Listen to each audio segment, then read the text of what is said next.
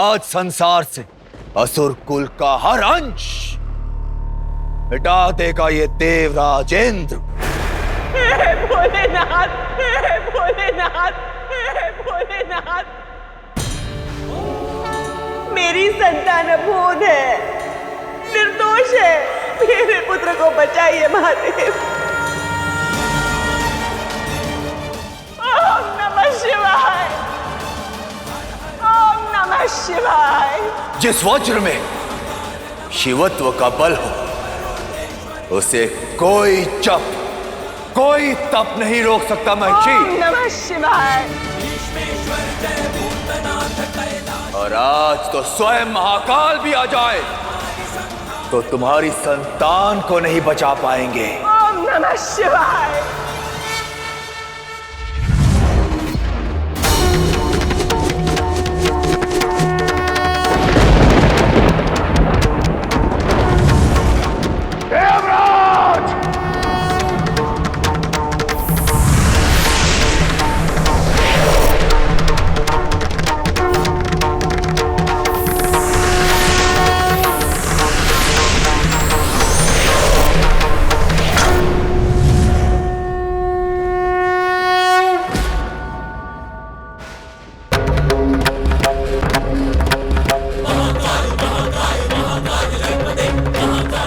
असंभव।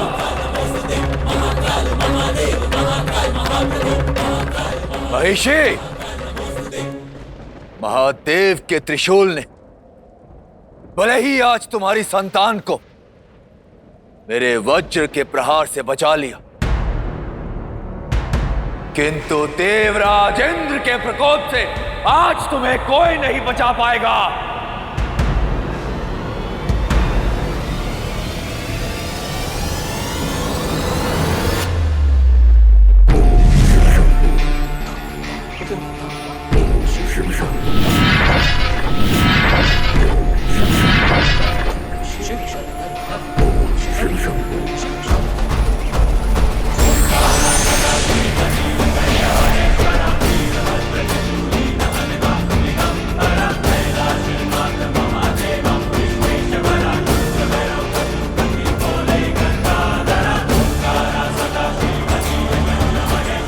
महादेव,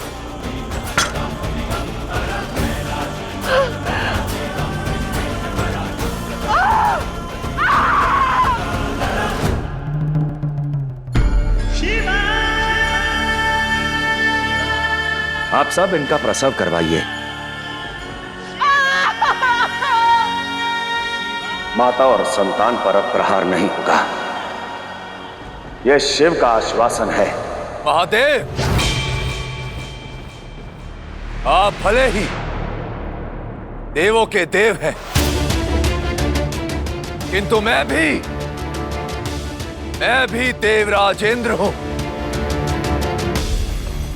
अपने कुल, अपने लोक, अपनी प्रजा के भविष्य को इन असुरों के आतंक से बचाना मेरा धर्म है।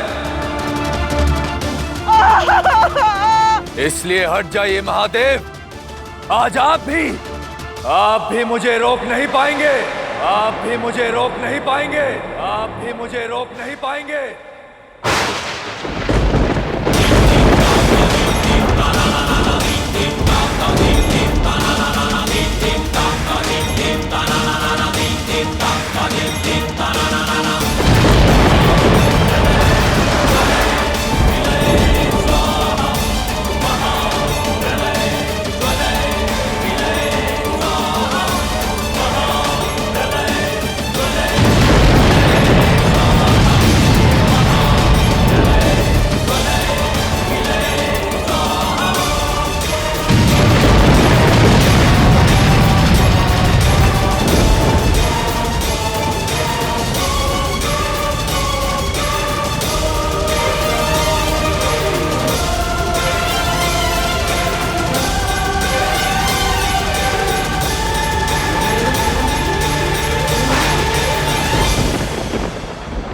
मुझे भयभीत करने का प्रयास मत कीजिए महादेव।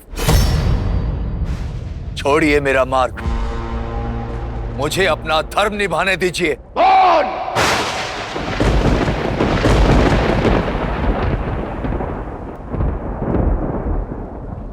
केवल अपने स्वार्थ के लिए। एक निर्दोष जीव के जीवन को छीनने के अधर्म को धर्म मत कहो देवराज इंद्र।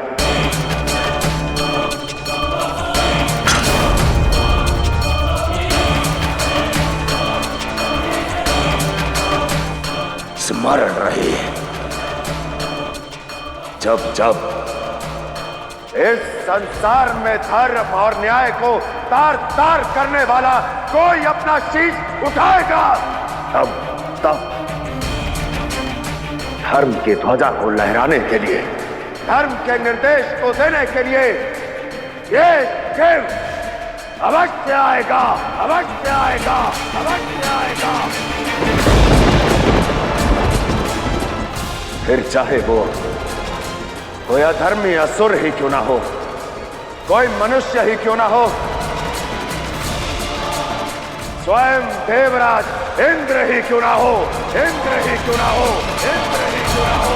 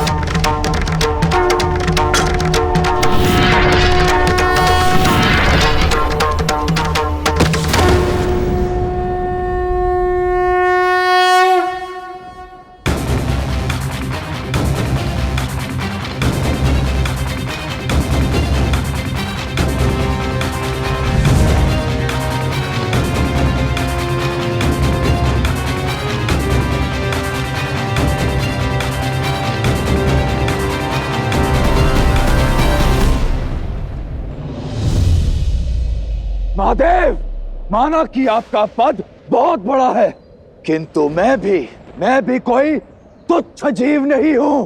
स्वर्ग लोक का राजा हूं मैं,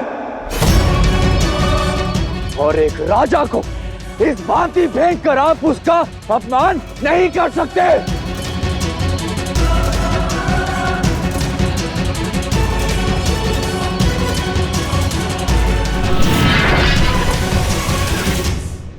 अपने शब्दों पर नियंत्रण रखिए देवराज। आपके समक्ष साक्षात महादेव खड़े हैं।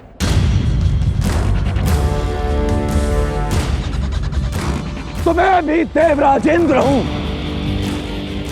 यदि स्वर्ग का भार आप सब ने मिलकर सौंपा है, तो सम्मान का भार भी सबको देना होगा। जानता हूं कि महादेव में बहुत बल है, किंतु एक राजा का उचित मान महादेव को भी देना होगा, महादेव को भी देना होगा, महादेव को भी देना होगा।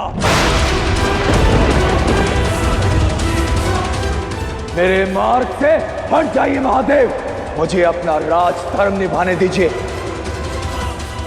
महिषी के उस पापी पुत्र को मारना है मुझे, मारना है मुझे, मारना है मुझे।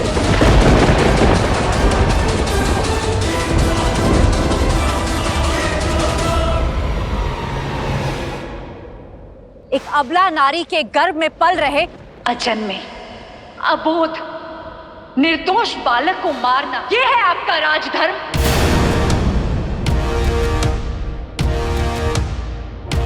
देवी पार्वती, पूछिए अपने शिव से कि एक राजा को अपने स्वर्ग की सुरक्षा करने का अधिकार नहीं। अजन्मे बालक को मारकर अपनी सुरक्षा सुनिश्चित कर रहे हैं देवराज। जिसने अभी तक कोई कर्म नहीं किया, उसे दंड किस बात का? ब्रह्मदेव, जब असुर शक्ति पाते हैं ना, तो ना तो वो कैलाश जाते हैं, ना वैकुंठ, और ना ही ब्रह्मलोक।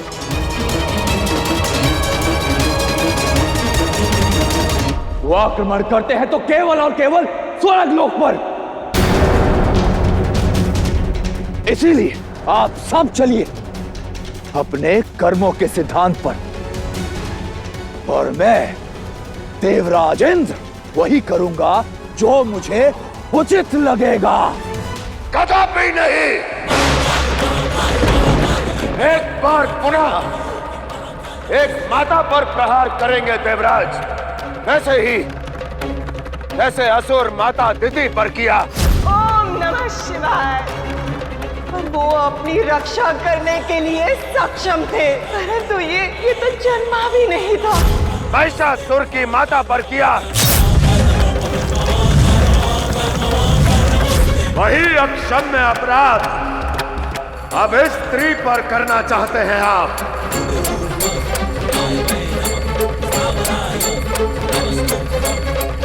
नहीं, मैं आपको ये अपराध नहीं करने दूंगा। दंड दूंगा आपको, दंड दूंगा आपको, दंड दूंगा आपको।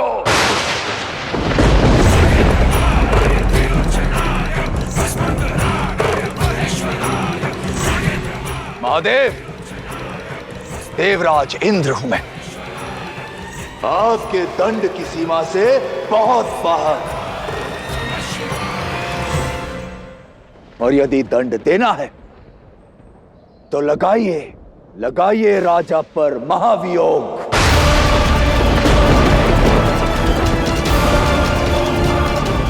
अपनाइए अपनाइए पूरी प्रक्रिया। आपके सम्मान में शीश क्या झुका लिया, आप तो मुझे एक तुच्छ साधारण मनुष्य समझने लगे। महादेव, संभल कर बोलिए देवराज। शिव का अपमान शक्ति कभी नहीं सहन करेगी।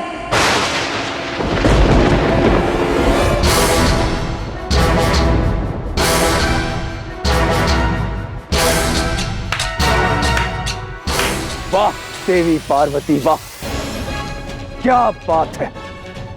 संसार की आदि शक्ति को अपमान दिखा भी तो केवल अपने शिव का, और उस अपमान का क्या जो आपके शिव ने मेरा किया है।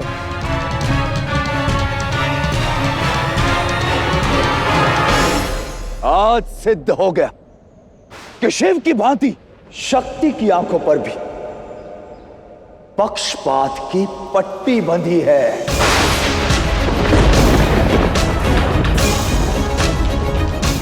आपकी मति भ्रष्ट हो गई है देवराज, अपनी मर्यादा की सीमाएं मत लांघिए। मर्यादा में हूं नारायण, इसीलिए अब तक आप सबसे बात कर रहा हूं। अन्यथा देवराज इंद्र एक बार किसी से मुख मोड़ ले तो संसार का कोई भी बल उसका मन नहीं बदल सकता। और ये देव सिद्धांत है। आप सबका राजा हूं मैं, सबका।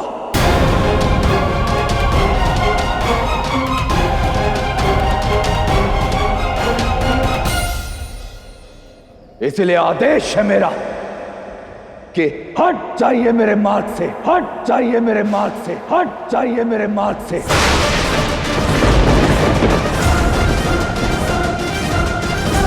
और अंत करने दीजिए उस महिषी के पुत्र का। देवराज,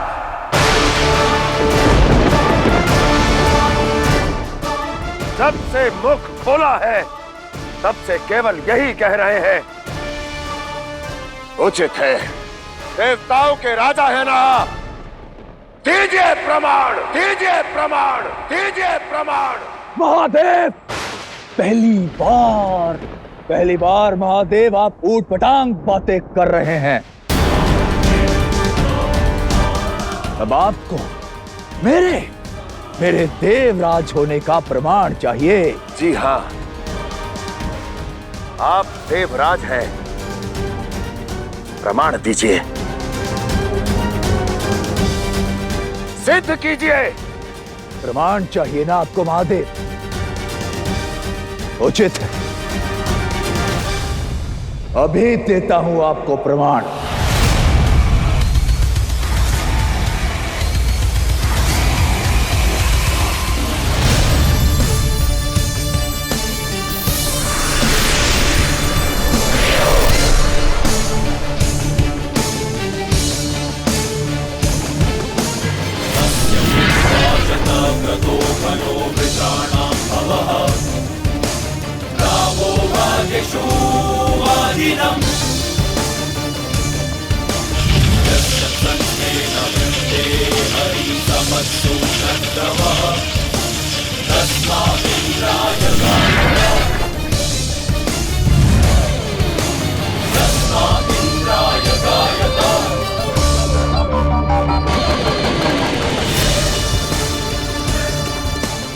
देखिए महादेव, देखिए, देवराज इंद्र की सवारी ऐरावत, ये मुकुट, आभूषण और मेरा वज्र सब है महादेव। मिल गया ना आपको प्रमाण?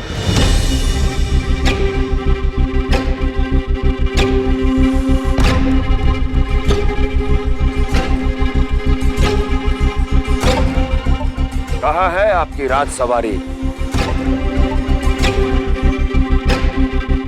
ऐरावत?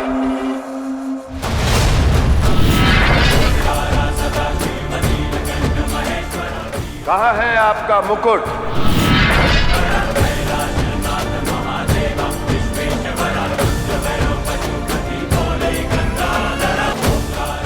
कहाँ है आपका वज्र?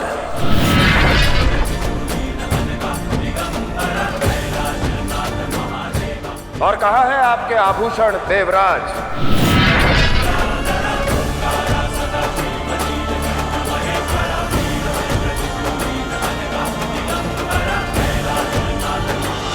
तुम्हारे तो वस्त्र भी राजसी नहीं।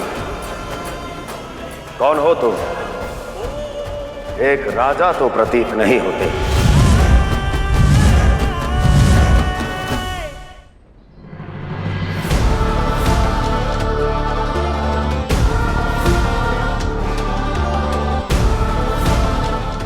आएगा महादेव, सब वापस आएगा।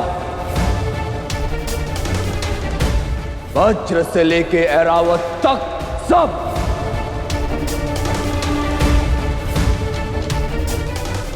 सब लौटाओ, सब लौटाओ, सब लौटाओ।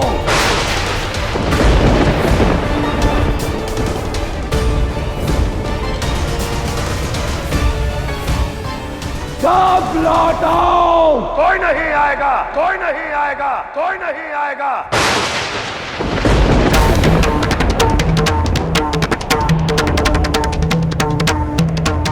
तुम्हें पहले सचेत किया था मैंने, परंतु तुम नहीं माने। इसलिए अभी और इसी क्षण देवताओं का राजा देवराज के पद से मैं तुम्हें हटाता हूं, मैं तुम्हें हटाता हूं, मैं तुम्हें हटाता हूं। महादेव!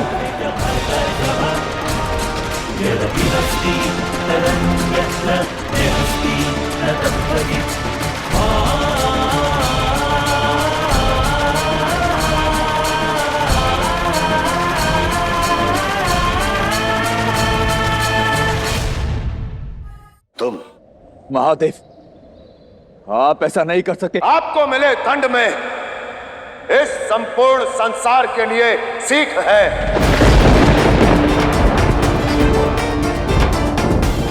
एक राजा केवल तभी तक राजा रहता है जब तक उसके मुख पर न्याय का तेज हो, चरित्र में धर्म की झलक हो। वज्र में छल से शिवत्व मिलाया आपने, अक्षम्य अपराध किया आपने, और इस प्रकार के राजा को प्रजा किसी भी क्षण पद से हटा सकती है, क्योंकि एक राजा एक पद है, सम्मान है, विश्वास है, व्यक्ति नहीं।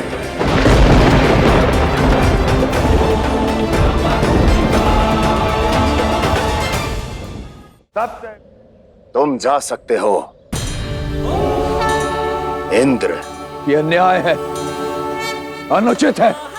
आप मुझे मेरे पद से नहीं हटा सकते महादेव। आप सभी लोग यहां से चलिए, और तुम इसी प्रकार संपूर्ण ब्रह्मांड में भटकोगे, महिषी के कक्ष में प्रवेश भी नहीं कर पाओगे।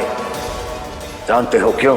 क्योंकि महिषी की संतान की रक्षा का दायित्व शिव का हुआ, शिव का हुआ, शिव का हुआ।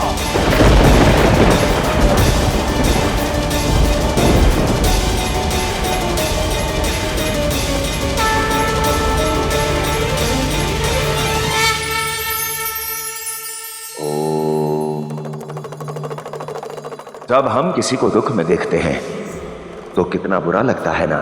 दुख का यदि एक टुकड़ा भी हम पर गिरता है तो मानो कि यह संसार पलट जाता है। तब सुख को भूलकर हम उस दुख के लिए आहत होने लगते हैं। जानते हैं क्यों? क्योंकि दुख वो भाव है जो स्वयं पर बीतकर ही समझ आता है। इसलिए कभी किसी के भी दुख को कम ना आके, ना ही अपने दुख को अथाह, संतुलन और संयम से जीवन का हर पड़ाव पार करने में ही जीत है।